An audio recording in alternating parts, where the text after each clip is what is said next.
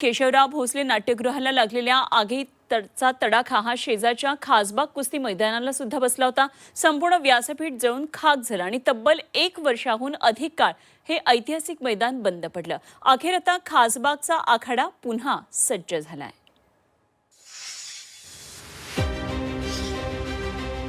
कोल्हापूरची ओळख म्हणजे कुस्ती आणि कुस्ती म्हटलं की पहिलं नाव येतं ते राजर्षी शाहू महाराजांच्या खासबाग मैदानाचं। पण वर्षभरापूर्वी केशवराव भोसले नाट्यगृहाला लागलेल्या आगीनं खासबागचं व्यासपीठही भस्मसात केलं। व्यासपीठ जळालं आणि कुस्तीचे हे मैदान शांत पडलं। पण अखेर ही शांतता आता संपलेली आहे। आखाडा परत जिवंत करण्यासाठी ज्या पद्धतीनं पैलवानांना खुराक दिला जातो त्याचप्रमाणे मातीलाही पुन्हा जिवंत करण्यासाठी मातीलाही खुराक दिला जातोय। 1 वर्षाहून अधिक काळ मैदान बंद राहिल्यानं आखाड्याची माती निष्प्राण झाली होती। पैलवानांना सरावाची जागा नव्हती आणि कोल्हापूरच्या पारंपरिक मल्लविद्येची धुरा जणू अडकून पडली होती।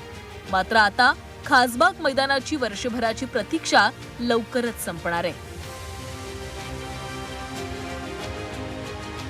10 पोती लिंबू, 10 पोती हळद, 10 डबे तेल, 2 पोती कोळसा, 50 लिटर दूध, पारंपरिक अर्क आणि असे विविध नैसर्गिक घटक मिळून मातीला खुराक दिला जातोय।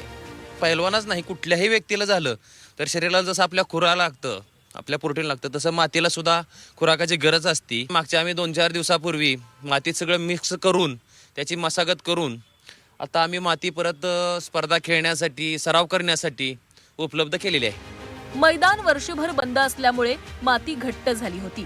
आता खुराक दिल्यावर माती पुन्हा कुस्तीसाठी पोषक झालीय। या संपूर्ण कामासाठी भाजपा आमदार अमल महाडिकांनी जरी मदत केली असली तरी पैलवान, कुस्तीप्रेमी आणि सामाजिक कार्यकर्त्यांनी श्रमदान करून आखाड्यामध्ये पुन्हा जीव आणलाय। खासबाग श्री शाहू खासबाग मैदानाला जवळपास 100 ते 125 वर्षांचा समृद्ध असा वारसा आहे। कोल्हापूरला जशी कुस्तीची समृद्ध परंपरा आहे तशीच किंबहुना त्यापेक्षा जास्त